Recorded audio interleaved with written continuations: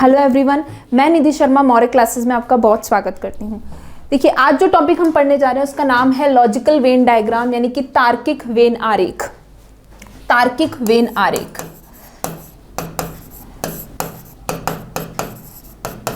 अब ये जो टॉपिक है वेन आरेख, जैसे कि नाम से पता चल रहा है आपको, यहाँ हम बात करेंगे वेन डायग्राम्स की, वेन आरेख की। वेन आरेख होता क्या है? वेन आरेख एक तरीके का पिक्टोरियल रिप्रेजेंटेशन होता है, एक तरीका चित्र होता है जिसकी मदद से हम दो तत्वों के बीच में या दो एलिमेंट्स के बीच में कुछ संबंध शो करते हैं, रिलेशन शो करते हैं। जब भी आपको किसी दो एलिमेंट्स के बीच में, दो तत्वों के बीच में चित्र के रूप में या पिक्टोरियल रिप्रेजेंटेशन करना हो तो हम हेल्प लेते हैं वेन डायग्राम्स की। तो ये टॉपिक आपके रीजनिंग में आता है और इससे दो पैटर्न के क्वेश्चन आपसे पूछे जाते हैं। पहला पैटर्न ये होता है जिसके अंदर आपको 2 या 3 एलिमेंट दिए होते हैं और उनमें संबंध दर्शाते हुए आपको उसका वेन आरेख बनाना होता है। और दूसरा पैटर्न होता है जिसमें आपको ऑलरेडी एक वेन डायग्राम या वेन आरेख बना हुआ दिया होता है और उससे फिर आपसे क्वेश्चन पूछे जाते हैं। तो दो पैटर्न है, एक जिसमें आपको वेन आरेख बनाना है और दूसरा जिसमें वेन आरेख बना हुआ होगा और उससे आपसे क्वेश्चन पूछे जाएंगे। तो पहले तो हम ये सीखेंगे कि वेन आरेख बनाते कैसे हैं। जैसा कि मैंने आपको बताया, वेन आरेख करेगा क्या? किसी भी 2 या 3 तत्वों के बीच में आपस में संबंध जो है, रिलेशनशिप, किस तरीके का रिलेशनशिप होगा, किस तरीके का संबंध होगा, उसको जब हम पिक्टोरियल रिप्रेजेंटेशन या चित्र के रूप में दर्शाते हैं तो उनको हम बोलते हैं वेन आरेख या वेन डायग्राम्स। अब देखिए, वेन आरेख की अगर मैं बात करूं तो बेसिकली जो वेन आरेख हैं वो 3 प्रकार के होते हैं या 3 टाइप्स के होते हैं। अगर ये बेसिक 3 टाइप्स हमें पता है तो फिर हम कोई सा भी वेन आरेख बना सकते हैं। मतलब किसी के बीच में किसी भी तरह का रिलेशन शो करना हो तो हम बना सकते हैं। 3 बेसिक डायग्राम हमें पता होना चाहिए। पहला है जब एक वर्ग दूसरे वर्ग में, या एक क्लास या एक एलिमेंट, कुछ भी आप कह लीजिए, दूसरे वर्ग में पूर्ण रूप से समाहित हो।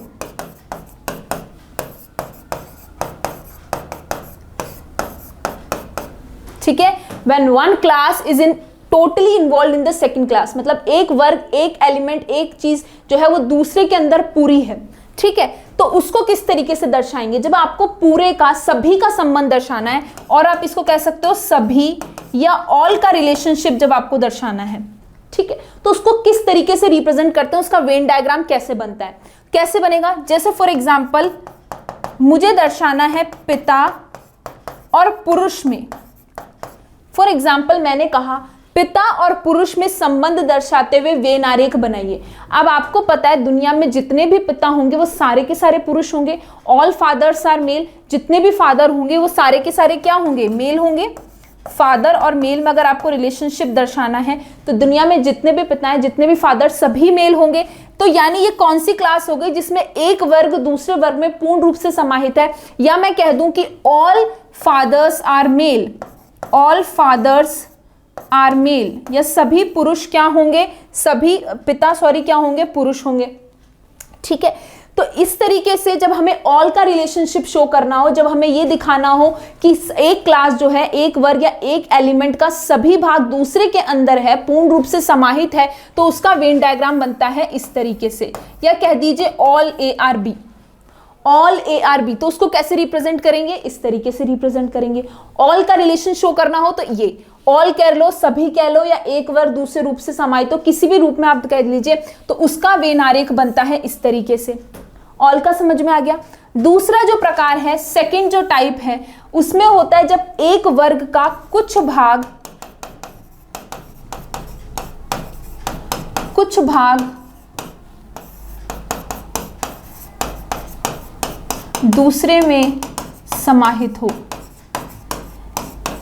या आप कह लीजिए some part of one class is interacting with other या इज कोइंसाइडिंग विद अदर। ठीक है, जब कुछ भाग ही उसका हो। जैसे कि फॉर एग्जाम्पल मैंने कहा फूल सफेद। मैंने कहा फूल और सफेद, इन दोनों में संबंध दर्शाते हुए वेन आरेख बनाइए, वेन डायग्राम बनाइए। ठीक है, तो आपको पता है क्या दुनिया के सारे फूल सफेद होते हैं? क्या कुछ ही फूल सफेद होते हैं? Some flowers are white. Flower और वाइट में, ठीक है, कुछ ही फूल वाइट होते हैं, कुछ ही फूल सफेद होते हैं। तो अगर मुझे फूल यानी कि फ्लावर्स और वाइट में रिलेशनशिप शो करना है तो मुझे पता है कि सम फ्लावर्स आर वाइट, क्योंकि और भी कलर के फ्लावर्स होते हैं, रेड भी हो सकता है आपका, पिंक भी होता है, येलो भी होता है, हर तरीके के फ्लावर्स होते हैं। तो हमें पता है कि दुनिया के सारे फूल तो सफेद नहीं हो सकते, कुछ फूल सफेद होंगे, सम फ्लावर्स आर वाइट। तो जब भी मुझे सम का रिलेशनशिप शो करना हो या ये शो करना हो जब एक वर्ग का कुछ भाग दूसरे के अंदर समाहित है या दूसरे के अंदर उस कुछ भाग दोनों का कॉमन आ रहा है, तो सम का डायग्राम कैसे बनेगा, इस तरीके से। तो जब भी आपको सम का रिप्रेजेंटेशन करना हो तो आप कैसे बनाओगे, इस तरीके से, सम ए आर बी। तो ऑल ए आर बी का इस तरीके से वेन आरेख बनेगा, सम ए आर बी का इस तरीके से बनेगा। और एक तीसरा टाइप जो होता है, तीसरा जब एक वर्ग का दूसरे वर्ग से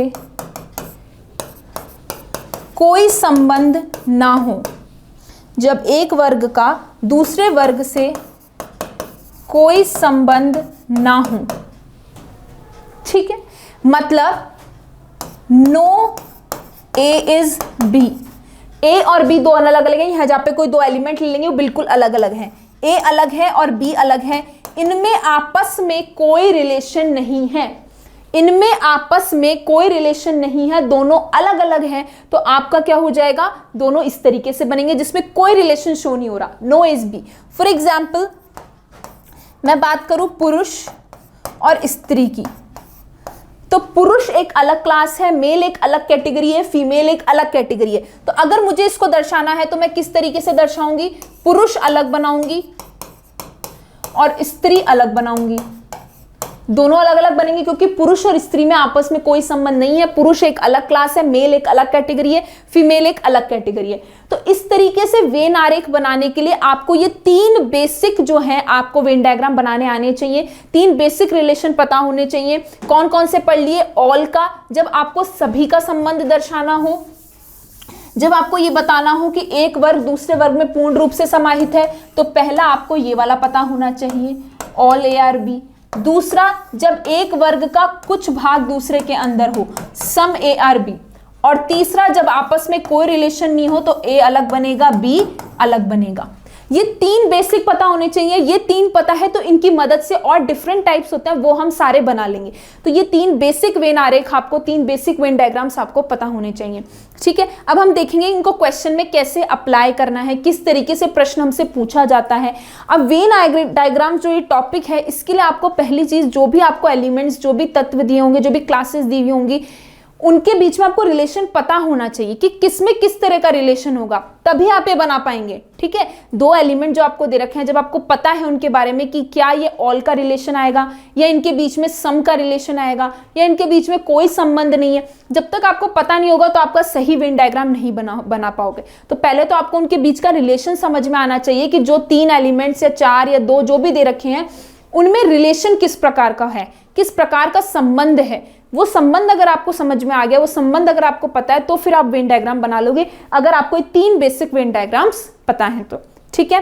क्लियर हो गई बात। तो आज हम जो स्टार्ट करेंगे, फर्स्ट टाइप से स्टार्ट करेंगे जहां हमें वेन डायग्राम बनाना है, ठीक है। तो अब क्वेश्चंस लेते हैं जिससे आपको और क्लियर हो कि किस तरीके से क्वेश्चन पूछा जाएगा और किस तरीके से हमको इन तीन बेसिक को इंप्लीमेंट करना है, किस तरीके से वेन आरेख बनेगा, ठीक है। तो चलते हैं पहले क्वेश्चन की तरफ।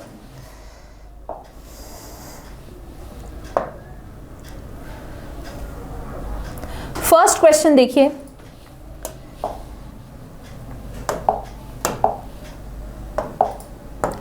फर्स्ट क्वेश्चन देखिए, क्वेश्चन किस तरीके से आएंगे, identify the diagram depicting the correct relationship among the group.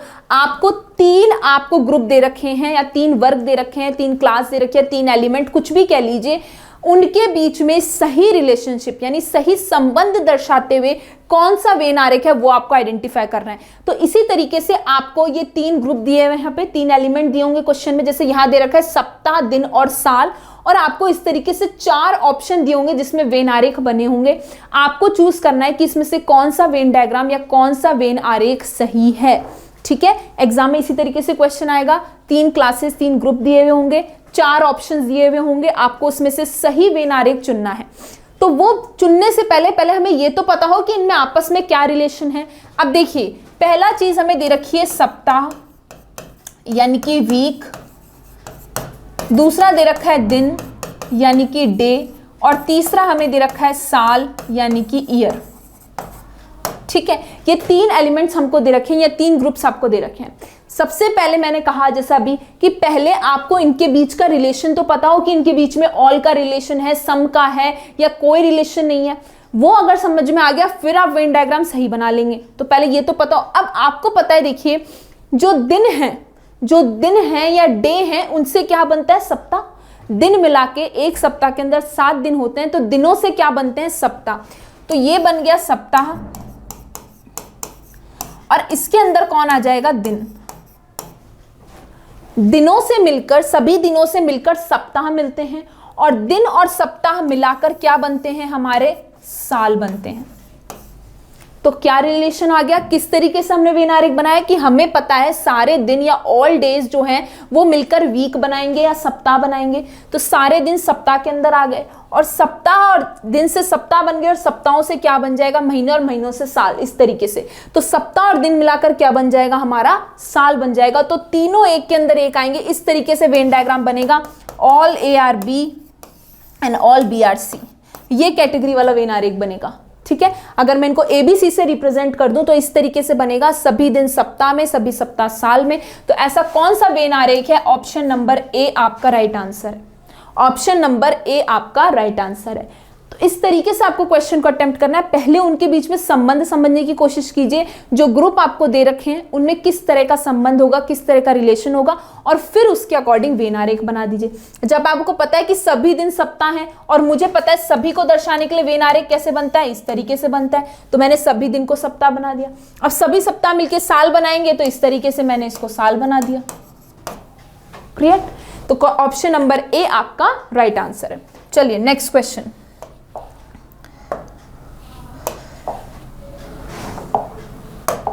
अगला क्वेश्चन देखिए। अगला क्वेश्चन कह रहा है वर्ग, आयत यानी कि रेक्टेंगल, और बहुभुज यानी कि पॉलीगन। आपको क्या करना है? वर्ग यानी कि स्क्वायर, रेक्टेंगल यानी कि आयत, और बहुभुज यानी कि पॉलीगन, इन तीनों में रिलेशन बताते हुए आपको वेन आरेख का चयन करना है कि इन तीनों में सबसे सही रिलेशन इन चारों ऑप्शंस में से कौन सा दर्शा रहा है। अब बहुभुज मतलब, पॉलीगन मतलब जिसमें एक से ज्यादा भुजाएं होती हैं, पॉलीगन मतलब एक से ज्यादा भुजा वाला,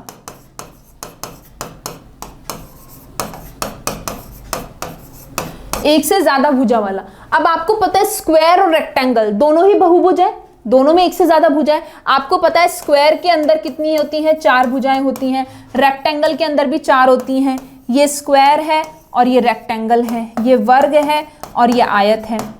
तो ये दोनों ही किसके अंदर आएंगे? ये दोनों ही किसके अंदर आएंगे? बहुभुज के अंदर। दोनों पॉलीगन्स हैं, स्क्वायर भी एक पॉलीगन है और रेक्टेंगल भी एक पॉलीगन है, दोनों पॉलीगन्स के अंदर आएंगे। अब एक और चीज, एक और प्रॉपर्टी आपको पता होनी चाहिए कि हर वर्ग एक आयत होता है। Every square is a rectangle.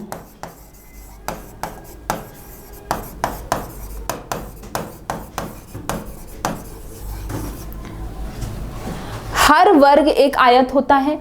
Every square is a rectangle. ठीक है, हर स्क्वायर एक रेक्टेंगल होता है। तो ये प्रॉपर्टी आपको पता है कि सारे स्क्वायर जो है रेक्टेंगल के आएंगे। हर रेक्टेंगल एक स्क्वायर नहीं होता, पर जितने भी स्क्वायर्स होते हैं वो रेक्टेंगल के अंदर आते हैं। Every square is a rectangle. ये प्रॉपर्टी आपको पता होना चाहिए, तभी आप वेन आरेख बना पाएंगे। नहीं तो आप क्या कर देंगे, वर्ग और आयत को अलग अलग बना देंगे, भाई ये स्क्वायर अलग है, रेक्टेंगल अलग है। जब आपको पता होना चाहिए कि हर वर्ग जो होता है एक आयत होता है। Every square is a rectangle. Every square is a rectangle. पर सारे रेक्टेंगल, उल्टा ट्रू नहीं होता, इसका वाइस वर्सा ट्रू नहीं होता, वो ट्रू नहीं होता है कि every rectangle is a square. Every rectangle is not a square, but every square is a rectangle. हर वर्ग एक आयत होता है। अब मुझे क्या समझ में आया भाई, जब सारे वर्ग आयत होते हैं तो सारे वर्ग आयत होते हैं, सभी वर्ग आयत होते हैं, तो सभी वर्ग आयत के अंदर आ गए। और मैंने अभी बोला वर्ग और आयत दोनों किसके अंदर आएंगे, बहुभुज के, क्योंकि दोनों ही पॉलीगन्स हैं, तो ये सभी किसके अंदर आ जाएंगे, बहुभुज के अंदर आ जाएंगे, पॉलीगन्स के अंदर आ जाएंगे। तो ऐसा डायग्राम कौन सा है, ऐसा वेन आरेख कौन सा है, ऑप्शन नंबर ए आपका राइट आंसर है। सभी वर्ग आयत, और वर्ग आयत दोनों ही क्या है, सभी ये किसके अंदर आते हैं, बहुभुज के अंदर आते हैं, क्योंकि वर्ग भी बहुभुज है, ऑल स्क्वायर भी बहुभुज हैं और ऑल रेक्टेंगल्स भी पॉलीगन्स हैं, तो ये इसके अंदर आ गया। तो इस तरीके से सभी का रिलेशन हो गया, क्योंकि सभी वर्ग आयत होते हैं। उल्टा ट्रू नहीं होता है, उल्टा कभी भी ट्रू नहीं होता है, सभी आयत वर्ग नहीं होते हैं, ठीक है, वाइस वर्सा ट्रू नहीं होता है। तो सभी वर्ग आयत हो गए और सभी वर्ग और आयत मिलके बहुभुज हो गए, तो ऑप्शन नंबर ए आपका राइट आंसर है। तो तीनों में किस तरह का रिलेशन था, ऑल का रिलेशन था, सभी का संबंध था, तो इस तरीके से बना लिया, ठीक है। चलिए नेक्स्ट क्वेश्चन।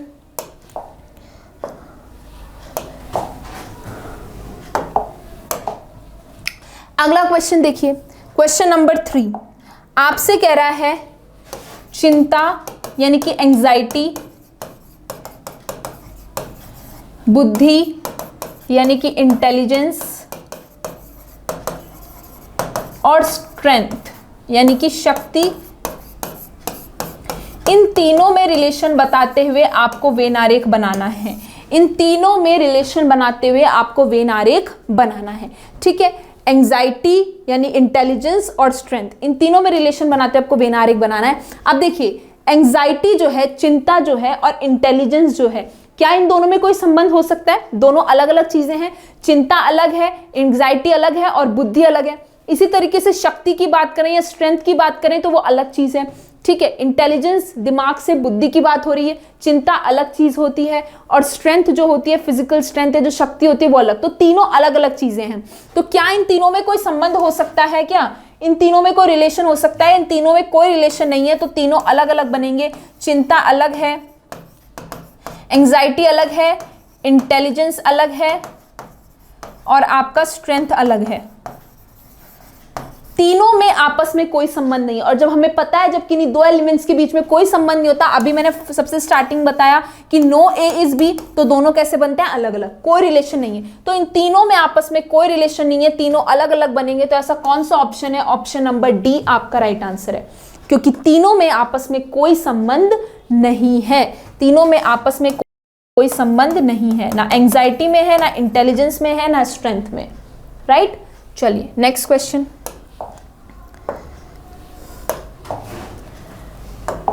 अगला देखिए, अगला आपका आ रहा है औरत, माँ और विधवा।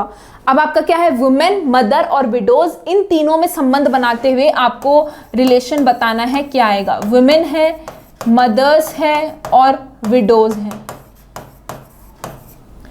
अब एक बात बताइए, जितनी भी विधवा होंगी, माँ और औरत, दुनिया में जितनी भी माँ होंगी वो सारी औरत होंगी। जितनी भी मदर्स होती हैं, सारी की सारी मदर क्या होती है? फीमेल्स होती हैं, औरत होती हैं। तो सारी माँ औरत होंगी, ठीक है। और दूसरी चीज, विधवा की अगर मैं बात करूं तो क्या होगा? विधवा भी सारी की सारी औरतें होंगी। भाई विधवा उन्हीं को तो बोलते हैं। देखिए विधवा हमेशा वर्ड किसके लिए यूज होता है? औरत के लिए यूज होता है। जिसके पति की मृत्यु हो जाती है उसको विधवा कहा जाता है। तो विधवा भी औरत होंगी। और विधुर शब्द यूज होता है जिनकी पत्नी की मृत्यु हो जाती है। तो विधुर शब्द जो होता है वो हमेशा पुरुष के लिए यूज होता है, ठीक है। तो अब यहाँ विधवा बोला है तो आपको पता है जितनी भी विधवा होंगी, जितनी भी विडोज होंगी, वो भी क्या होंगी? औरत होंगी, वुमेन होंगी, ठीक है। तो सारी विधवा भी औरत हैं और सारी माएँ भी औरत हैं। पहली चीज तो ये समझ में आई। दूसरी चीज क्या समझ में आएंगी? आपको पता है कुछ माँ विधवा भी हो सकती हैं, कुछ मदर्स हो सकती हैं। सम मदर्स कैन बी विडोज, कुछ माएँ विधवा हो सकती हैं। तो सबसे पहली बात तो ये बनाएंगे कि कुछ माँ विधवा हो सकती हैं। ये मदर है और ये विडो है। कुछ माँ विधवा हो सकती हैं। सारी माएँ तो होंगी नहीं कि दुनिया में जितनी माएँ कि सारी की सारी, वो तो पॉसिबल है नहीं। कुछ माँ विधवा हो सकती हैं, और चाहे माँ हो चाहे विधवा हो, सारी आएंगी किसके अंदर? औरत के अंदर। ये पूरी कैटेगरी किसके अंदर आएगी? औरत के अंदर आएंगी, क्योंकि सारी माएँ भी औरत होंगी और सारी विधवाएं भी औरत होंगी। तो पूरे अंदर पूरा इसको समाहित करते हुए हमारा सर्कल बनेगा, इस तरीके से वेन आरेख बनेगा। तो सारी माएँ भी औरत, सारी विधवाएं भी औरत, और कुछ माँ विधवा हो सकती हैं। तो ऐसा कौन सा डायग्राम है? ऑप्शन नंबर बी आपका राइट आंसर है। ऑप्शन नंबर बी आपका राइट आंसर है। देखिए आप इस तरीके से नहीं बना सकते कि आपने ये बनाया, ये औरत बना दी आपने, ये माँ बना दी आपने और ये विधवा बना दी, कि कुछ माँ विधवा होंगी वो तो बात ठीक है, और सारी माँओं को औरत बना दिया। तो ऐसा थोड़ी होगा, सारी विधवाएं भी तो, मतलब जितनी भी विधवा शब्द ही औरत के लिए यूज होता है, तो सारी विधवाएं भी तो औरत होंगी। अगर आपने इस तरीके से डायग्राम बना दिया, इस तरीके से ऑप्शन ले लिया, तो इसकी यानी कि कुछ विधवाएं क्या हैं, वो औरत नहीं है, तो ये गलत हो जाएगा। तो सारे के अंदर औरत आएंगी, सारी माएँ भी औरत और सारी विधवाएं भी औरत, तो इस तरीके का डायग्राम सही होगा। ऑप्शन नंबर बी आपका राइट आंसर है। तो आप देख रहे हैं बेसिक हमें 3 डायग्राम अगर पता है कि ऑल का रिलेशन, सभी का संबंध कैसे दर्शाते हैं, कुछ का कैसे दर्शाते हैं, और जिनमें कोई संबंध नहीं हो उसको कैसे दर्शाते हैं, तो उसकी हेल्प से हमारे सारे डायग्राम बन रहे हैं, उसकी हेल्प से सारे डायग्राम बन रहे हैं। देख लीजिए, ये सभी का हमें पता है, कुछ का पता है, तो उसकी मदद से हम सारा आरेख बना सकते हैं। तो ये 3 बेसिक पता है, तो आप सारे वेन डायग्राम्स इजीली बना लेंगे। चलिए नेक्स्ट क्वेश्चन।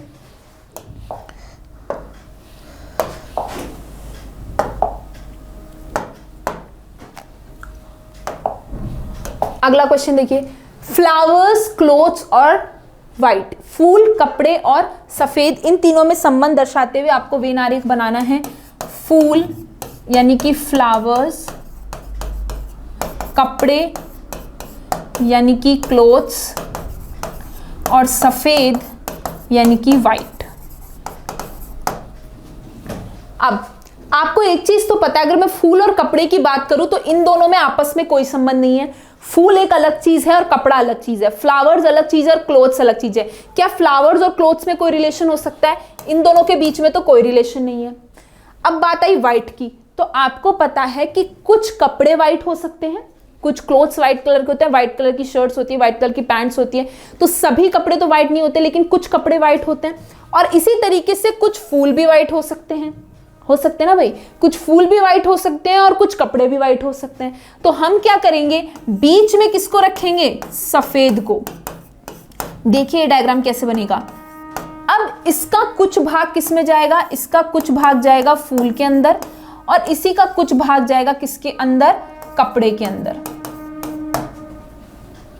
क्यों? क्योंकि फूल और, अब देखिए इस वेन आरेख से फूल और कपड़े में कोई संबंध नहीं, क्योंकि आपको पता है फूल अलग चीज है और कपड़ा अलग चीज है, ये दोनों अलग अलग हैं, इनमें कोई रिलेशन नहीं है। कोई फ्लावर अलग कैटेगरी है, क्लोथ्स अलग कैटेगरी है, तो इन दोनों में तो कोई रिलेशन नहीं है। लेकिन हाँ, कुछ कपड़े सफेद हो सकते हैं और कुछ फूल सफेद हो सकते हैं।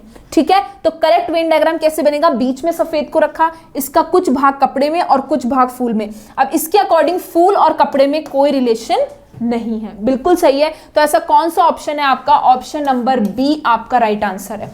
तो इस तरीके का वेन डायग्राम जहां पर एक एलिमेंट का कुछ भाग किसी दूसरे के अंदर है और कुछ भाग किसी तीसरे के अंदर है, लेकिन ये जो पहला और तीसरा इनमें आपस में कोई रिलेशन नहीं है। ठीक है, समझ रहे हैं? अगर मैं इसको ए मान लूं, इसको बी मान लूं और इसको सी मान लूं, तो बी का कुछ पार्ट सी के अंदर है और बी का कुछ पार्ट ए के अंदर है, बट ए और सी के अंदर कोई रिलेशन नहीं है। ठीक है, तो ऑप्शन नंबर बी आपका राइट आंसर है। चलिए नेक्स्ट क्वेश्चन।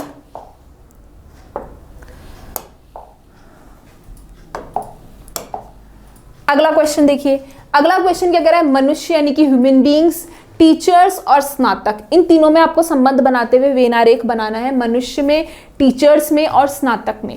देखिए मनुष्य, टीचर और स्नातक। स्नातक मतलब ग्रेजुएट, जिसने कोई ग्रेजुएशन डिग्री ले रखी हो, जिसने 12th के बाद कोई 3 इयर्स का या 4 इयर्स का जो भी ग्रेजुएशन कोर्स होता है वो कर रखा हो, बीए, बीकॉम, बीएससी जो भी है। ठीक है, अब आपको पता है, देखिए चाहे टीचर हो चाहे स्नातक हो, चाहे आपका टीचर हो चाहे ग्रेजुएट हो, वो होगा तो मनुष्य, है ना, कोई मनुष्य ही होगा ना, तभी वो टीचर होगा। कभी स्नातक, कोई जानवर तो आपका ग्रेजुएशन करेगा नहीं। ठीक है, तो वो आएंगे तो मनुष्य के अंदर, वो आएंगे तो ह्यूमन बीइंग्स के अंदर ही। तो बड़ा तो आपको बना दो मनुष्य को, क्योंकि टीचर और स्नातक दोनों इसके अंदर ही आएंगे, क्योंकि दोनों ही ह्यूमन बीइंग्स होंगे, टीचर्स भी ह्यूमन बीइंग्स होंगे, दुनिया में जितने टीचर्स हैं वो भी ह्यूमन बीइंग्स होंगे और जितने ग्रेजुएट्स हैं वो भी ह्यूमन बीइंग्स होंगे। लेकिन सारे के सारे टीचर्स ग्रेजुएट हो ये तो पॉसिबल नहीं है।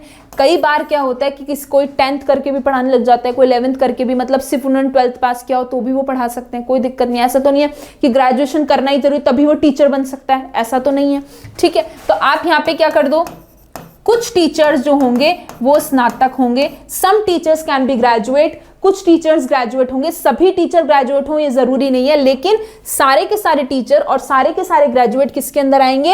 ह्यूमन बींग्स के अंदर आएंगे, मनुष्य के अंदर आएंगे। दुनिया के जितने टीचर हैं, जितने स्नातक हैं, वो है मनुष्य के अंदर, तो हमने मनुष्य के अंदर दोनों ले आए। लेकिन कुछ टीचर स्नातक हो सकते हैं, सभी टीचर स्नातक हो ये जरूरी नहीं है। तो ऐसा कौन सा ऑप्शन है? ऑप्शन नंबर ए आपका राइट आंसर है। ठीक है, चलिए नेक्स्ट। अगला देखिए, अगला क्वेश्चन आपसे कह रहा है ग्रह, पृथ्वी और चंद्रमा यानी कि प्लैनेट, अर्थ और मून, इन तीनों में रिलेशन बनाते हुए कौन सा वेन डायग्राम है? ऑप्शन नंबर ए, बी या सी या डी, इनमें से कौन सा वेन आरेख सही है? किस किस के बीच में बोला है? आपको बोला है ग्रह यानी कि प्लैनेट, पृथ्वी यानी कि अर्थ, और है आपका चंद्रमा यानी कि मून। इन तीनों में रिलेशन बताते हुए आपको वेन आरेख बनाना है। अब आपको पता है, इतना तो पता होगा, सोलर सिस्टम में, हमारे सौर मंडल में पृथ्वी क्या है? एक ग्रह है। मरकरी, वीनस, अर्थ, बीच में अर्थ आता है। तो अर्थ क्या है? जो हमारे 9 ग्रह हैं उसके अंदर अर्थ हमारी क्या है? पृथ्वी क्या है? एक ग्रह है। ठीक है, तो पृथ्वी तो क्या है? हमारी ग्रह है। तो पृथ्वी किसके अंदर आ जाएगी? ग्रह के अंदर या प्लैनेट के अंदर। और चंद्रमा क्या है? मून आपको पता होना चाहिए। मून जो है, चंद्रमा जो है, एक उपग्रह है या सैटेलाइट है। मून जो है वो एक सैटेलाइट है या उपग्रह है, तो वो अलग से आ जाएगा। तो यहां चंद्रमा अलग बन जाएगा, क्योंकि चंद्रमा का संबंध ना पृथ्वी से है ना ग्रह से है। ठीक है, चंद्रमा का संबंध ना पृथ्वी से है ना ग्रह से। पृथ्वी एक ग्रह है तो पृथ्वी ग्रह के अंदर आ गई। अर्थ इज अ प्लैनेट और मून जो है it is a satellite, moon उपग्रह होता है, अलग हो जाएगा तो चंद्रमा अलग बन गया। इसका कोई संबंध इससे नहीं है। जब संबंध नहीं है तो हम उसको अलग बना देते हैं, कोई रिलेशन नहीं है। ठीक है, तो ऐसा कौन सा ऑप्शन दिखाई दे रहा है मेरे को? ऑप्शन नंबर सी आपका राइट आंसर है। ठीक है, तो ध्यान रखिएगा ये चीज, मून जो है वो एक सैटेलाइट है, एक उपग्रह है। राइट, चलिए नेक्स्ट क्वेश्चन।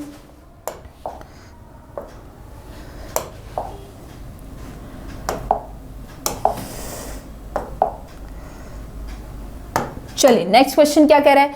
आपको बताना है सोना यानी कि गोल्ड, चांदी यानी कि सिल्वर और गहने यानी कि ऑर्नामेंट्स, इन तीनों में रिलेशन बनाते हुए कौन सा वेन आरेख सही है? गोल्ड, सिल्वर और ऑर्नामेंट्स। अब आप कहोगे कि सारे ऑर्नामेंट्स मतलब गोल्ड के भी बनते हैं और सिल्वर के भी बनते हैं। ठीक है, लेकिन क्या आपको सारे सिर्फ ऑर्नामेंट्स जो होते हैं या गहने होते हैं वो सिर्फ गोल्ड और सिल्वर के ही बनते हैं? और भी एलिमेंट्स के बनते हैं, कॉपर के भी बनते हैं। दूसरी चीज, क्या सिर्फ गोल्ड के ऑर्नामेंट्स ही बनते हैं, सिर्फ गहने ही बनते हैं? ऐसा तो जरूरी नहीं है। गोल्ड के बिस्किट्स भी बनते हैं, गोल्ड की और भी चीजें बनती हैं। ऐसा तो है नहीं सिर्फ गोल्ड के ऑर्नामेंट्स ही बनते हैं। ये चांदी के सिर्फ ऑर्नामेंट्स ही बनते हैं? चांदी के बर्तन भी बनते हैं, मूर्तियां भी बनती हैं, इसी तरीके से गोल्ड की भी बनती हैं। तो हम ये तो नहीं कह सकते कि सारे के सारे गोल्ड और सिल्वर ऑर्नामेंट्स के अंदर आ जाएंगे, वो तो पॉसिबल नहीं है। हम क्या कह रहे हैं कि कुछ ऑर्नामेंट्स बीच में हम बीच में किसको रखेंगे? बीच में रखेंगे गहने को। अब कुछ गहने किसके हो सकते हैं? कुछ गहने चांदी के हो सकते हैं और कुछ गहने किसके हो सकते हैं? कुछ गहने सोना या सोने के हो सकते हैं, गोल्ड के हो सकते हैं। और गोल्ड और सिल्वर, सोना और चांदी दोनों अलग अलग चीजें हैं। इससे पहले भी हमने एक ऐसा क्वेश्चन किया था जहां पर अगर मैं इसको ए मान लूं, इसको बी मान लूं, सी मान लूं, तो बी का कुछ पार्ट सी के अंदर है, बी का कुछ पार्ट ए के अंदर है, पर ए और सी में आपस में कोई रिलेशन नहीं है। सोना और चांदी, सिल्वर और गोल्ड दोनों अलग अलग चीजें हैं, दोनों अलग क्लास हैं, अलग ग्रुप हैं। गोल्ड जो है वो अलग है, सिल्वर जो है वो अलग मेटल है, दोनों अलग अलग हैं।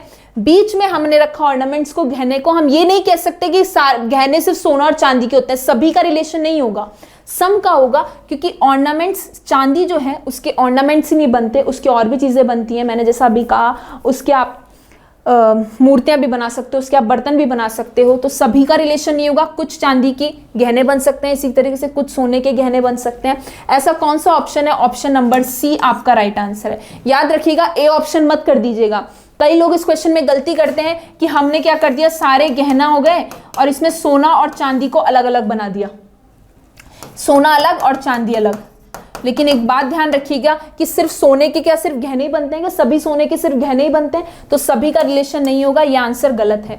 ऑप्शन ये वाला सही है, सी। इस तरीके का वेन आरेख बनेगा, इस तरीके का डायग्राम बनेगा, ये करेक्ट है, ये बिल्कुल गलत है। ध्यान रखिएगा, गलती कर देते हैं कई लोग, इसमें आंसर करेंगे ए, जबकि ए आपका गलत है।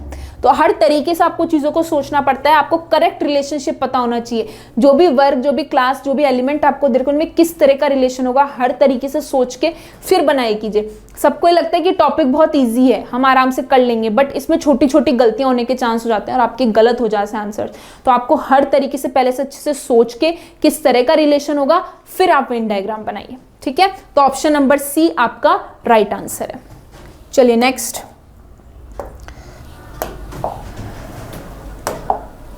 अगला देखिए, सन, स्टार एंड मून, सूर्य, तारा और चंद्रमा, इन तीनों में रिलेशन बनाते हुए आपको वेन आरेख बनाना है, सूर्य में, तारा में और चंद्रमा में।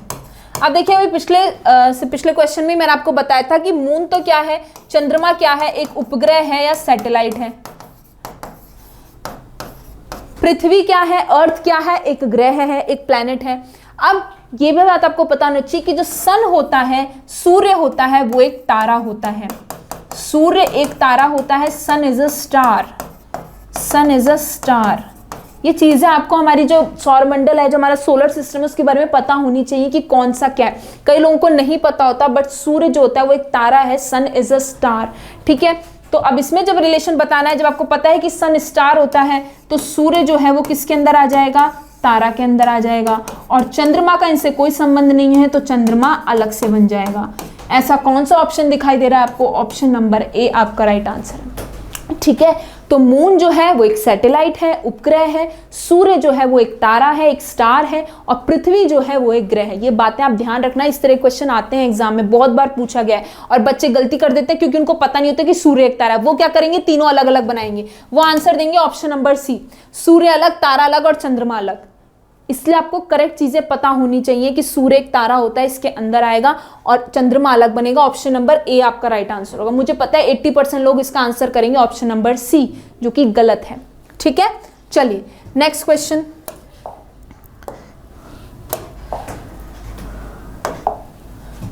अगला क्वेश्चन देखिए, लेखक, शिक्षक यानी कि टीचर, और पुरुष यानी कि मैन, ऑथर, टीचर और मैन, इन तीनों में संबंध दर्शाते हुए आपको वेन आरेख बनाना है ऑथर, टीचर और मैन के अंदर। अब देखिए, आपको पता है, आप ये तो नहीं कह सकते कि दुनिया में जितने लेखक होंगे वो पुरुष ही होंगे, क्यों, स्त्रियां भी लेखक होती हैं। ठीक, दूसरी चीज, जितने भी टीचर्स होंगे वो मैन ही होंगे, ऐसा भी नहीं हो सकता, कुछ टीचर्स फीमेल भी होंगे। तो तीनों में किस तरह का रिलेशन, देखिए, सम मैन कैन बी टीचर्स, और इसी तरीके से सम मैन कैन बी ऑथर, यानी कि कुछ जो है, कुछ शिक्षक पुरुष हो सकते हैं, इसी तरीके से कुछ लेखक पुरुष हो सकते हैं, और इसी तरीके से आप कह सकते हो कि कुछ जो है और लेखक जो हो वो शिक्षक हो। ऐसा भी हो सकता है कि वो टीचर भी हैं और वो ऑथर भी हैं, मतलब वो पढ़ाते भी हैं और वो कुछ लिखते भी हैं, ऐसा भी हो सकता है। तो क्या समझ में आ रहा है कि तीनों में किस तरह का रिलेशन है, तीनों में सम का रिलेशन है। जो तीन एलिमेंट हमें दिए गए थे, ऑथर, टीचर और मैन, इन तीनों के अंदर ही कैसा रिलेशन है, सम का रिलेशन है, कुछ का संबंध है। अब कैसे बनाऊंगी मैं, देखिए कैसे बनेगा। ये वाला जो इस तरह का वेन डायग्राम होता है भी बहुत इंपॉर्टेंट होता है। देखिए, मैंने अभी कहा कुछ लेखक आपके पुरुष हो सकते हैं, कुछ लेखक पुरुष हो सकते हैं। ऐसा तो नहीं है कि सारे के सारे लेखक पुरुष ही होंगे, कुछ स्त्रियां भी हो सकती हैं, तो कुछ लेखक पुरुष होंगे। इसी तरीके से कुछ टीचर पुरुष हो सकते हैं। ठीक है, कुछ टीचर यानी कि शिक्षक आपके पुरुष हो सकते हैं, क्योंकि सारे टीचर पुरुष ऐसा तो होगा नहीं, फीमेल भी तो टीचर्स होती हैं। और कुछ लेखक शिक्षक भी तो हो सकते हैं, कुछ लेखक शिक्षक भी तो हो सकते हैं, इनके बीच में भी तो कुछ का रिलेशन हो सकता है कि वो टीचर भी हो और वो ऑथर भी हो, यानी वो लिखते भी हो और वो पढ़ाते भी हो। ऐसा भी हो सकता है क्योंकि कितने टीचर्स होते हैं जो खुद की बुक्स लिखते हैं, राइट। तो ये कैसे बनेगा, इस तरीके से तीनों में कुछ कुछ का संबंध होगा। कुछ लेखक पुरुष हो सकते हैं, कुछ शिक्षक पुरुष हो सकते हैं, कुछ लेखक भी शिक्षक हो सकते हैं। तो तीनों के अंदर सम का रिलेशन होगा। Some A can be B, some B can be C and some A can be C. तो ये तीनों में सम का संबंध बनेगा। ऐसा कौन सा ऑप्शन है आपका, ऑप्शन नंबर ए आपका राइट आंसर है। ठीक है, तो तीनों ग्रुप के अंदर सम का रिलेशन, सम का या कुछ का, उसको हम डिपिक्ट करते हैं इस तरीके के वेन डायग्राम से। राइट। तो इस तरीके का वेन डायग्राम बहुत इंपॉर्टेंट है, ध्यान रखिएगा, गलती मत कीजिएगा। कहीं आप सोचो कि लेखक और शिक्षक में तो कोई रिलेशन नहीं होता, लेखक अलग है शिक्षक अलग है, ऐसा नहीं होता। कुछ लेखक शिक्षक भी हो सकते हैं, बहुत से टीचर्स होते हैं जो अपनी बुक निकालते हैं, ऑथर्स होते हैं बुक्स के, तो ये तीनों के अंदर कुछ कुछ का संबंध होगा, राइट। ऑप्शन नंबर ए आपका राइट आंसर होगा। चलिए नेक्स्ट। तो हर चीज़ों को बहुत ध्यान से और सोच समझ के करना है इस टॉपिक के अंदर। लगता बहुत आसान है बट इसमें बहुत छोटी छोटी गलतियां होने के चांसेस हो जाते हैं। चलिए अगला है वकील, डॉक्टर और वुमेन, औरत, ठीक है, डॉक्टर और वकील, इन तीनों में आपको संबंध बनाते हुए वेन डायग्राम बनाना है। अब देखिए, आपको पता है कि क्या दुनिया के सारे डॉक्टर वुमेन हो सकते हैं? नहीं, कुछ डॉक्टर मैन भी हो सकते हैं। इसी तरीके से जितने भी लॉयर हैं वो क्या सारी वुमेन होंगी? मैन भी हो सकते हैं। ऐसा तो है नहीं जो फीमेल लॉयर्स होती हैं या मेल लॉयर्स होते हैं उनके लिए कोई अलग वर्ड है, उनको भी लॉयर ही बोलते हैं। तो क्या आंसर होगा? देखिए बीच में कौन आएगा? बीच में आएगी आपकी वुमेन। कुछ वुमेन डॉक्टर हो सकती हैं और कुछ वुमेन लॉयर हो सकती हैं, लेकिन लॉयर और डॉक्टर दोनों अलग अलग प्रोफेशन है। लॉयर और डॉक्टर में, वकील और डॉक्टर में कोई संबंध नहीं होगा, दोनों अलग अलग प्रोफेशन है, ठीक है, दोनों अलग अलग काम है। लॉयर अलग है, डॉक्टर अलग है, लेकिन कुछ वुमेन डॉक्टर हो सकती हैं। सारी ही वुमेन डॉक्टर हो या सारी ही डॉक्टर जो है औरत हो, ऐसा तो हो नहीं सकता। इसी तरीके से सारे ही लॉयर जो है वो वुमेन हो, ऐसा हो नहीं सकता। तो कुछ का रिलेशन है और लॉयर और डॉक्टर दोनों अलग अलग प्रोफेशन है। तो कैसे बनेगा? ऑप्शन नंबर बी आपका राइट आंसर है। लॉयर और डॉक्टर ये दोनों अलग प्रोफेशन है, इनमें कोई संबंध नहीं है। तो लॉयर और डॉक्टर दोनों क्या बनेंगे? अलग अलग बनेंगे इस तरीके से। तो ऑप्शन नंबर बी आपका राइट आंसर है। चलिए नेक्स्ट, अगला क्वेश्चन देखिए, काउ, मैमल्स और क्रो। काउ, मैमल्स और क्रो, इसमें आपको रिलेशन बताना है कि क्या संबंध होगा काउ, स्तनधारी और क्रो में। उससे पहले ये समझिए कि मैमल्स क्या होते हैं, बहुत इंपॉर्टेंट इस टॉपिक में कई बार आता है मैमल्स के बारे में। स्तनधारी,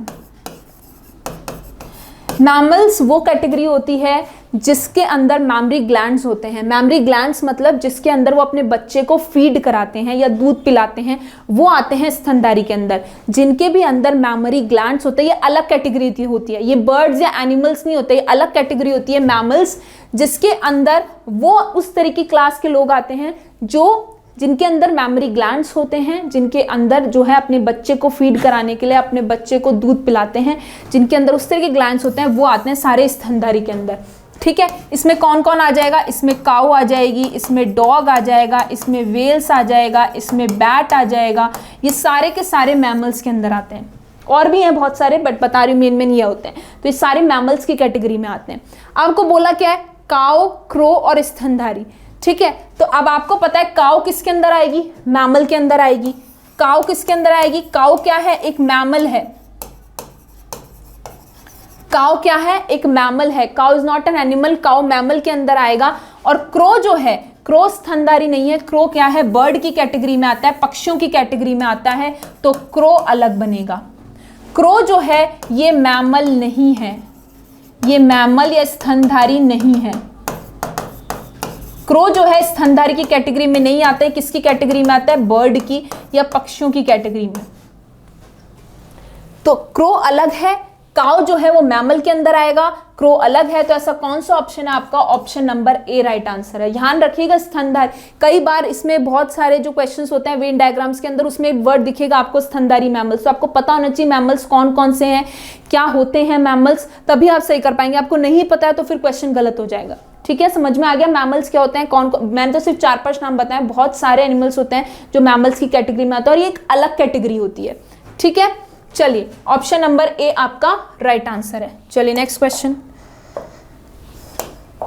देखिए, फिर एक और क्वेश्चन आ गया।